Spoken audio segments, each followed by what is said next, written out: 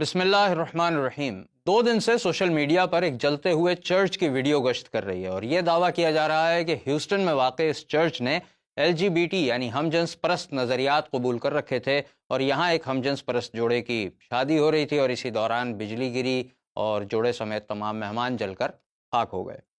پہلے کچھ فیکٹس دیکھتے ہیں اور پھر آپ کے لیے کچھ مشورے۔ یہ واقعہ 2 جون 2023 کا ہے، جب واقعی ایک چرچ پر بجلی گری اور دیکھتے ہی دیکھتے آگ نے پوری عمارت کو اپنی لپیٹ میں لے لیا۔ اس واقعے پر کچھ امریکیوں نے ٹویٹر پر یہ دعویٰ کیا تھا جو آپ نے سوشل میڈیا پر دیکھا۔ پاکستان میں یہ افواہ پھیلی ہوئی ہے کہ یہ ہیوسٹن کا چرچ تھا۔ یہ چرچ اصل میں امریکن اسٹیٹ میساچوسیٹس میں واقع ہے۔ اس کا نام ہے فرسٹ کانگریگیشنل چرچ ان اسپینسر۔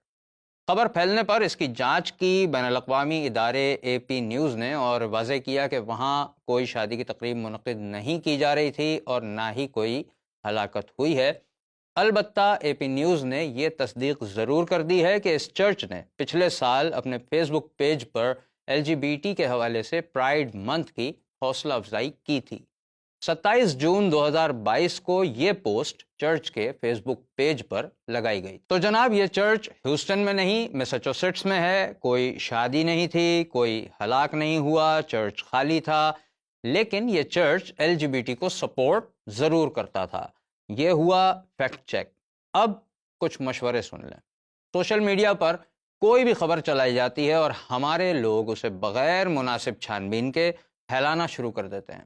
حالانکہ اگر آپ کے پاس انٹرنیٹ ہے تو آپ گوگل پر جا کر فوری طور پر ایسی باتوں کی تصدیق کر سکتے ہیں۔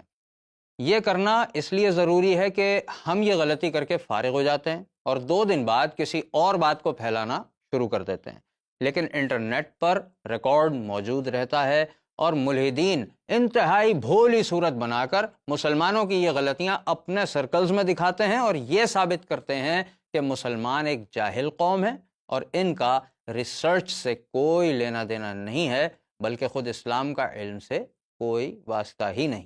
ہماری ایسی غلطیوں کی وجہ سے نہ جانے کتنے لوگ دین سے بیزار ہو جاتے ہیں۔ آخری ضروری بات یہ ہے کہ اب جب کہ ہم LGBT یعنی ہم جنس پرستی کے خلاف علمی اور نظریاتی محاذ پر کھل کر کھڑے ہو چکے ہیں تو ایسی بہت سی کوششیں کی جائیں گی، غلط خبریں پھیلائی جائیں گی۔ اگر ہم ان غلط خبروں کو پھیلانے کا ذریعہ بنیں گے تو اس کا فائدہ دین کو تو ہرگز نہیں ہوگا، البتہ ہم جنس پرست لوگ، یہ ٹولہ مسلمانوں کو بے علم بلکہ جاہل ثابت کرنے میں کامیاب ہو جائے گا۔ اس لیے آپ سے درخواست ہے کہ انٹرنیٹ اور سوشل میڈیا کا استعمال بہت احتیاط اور ذمہ داری سے کریں۔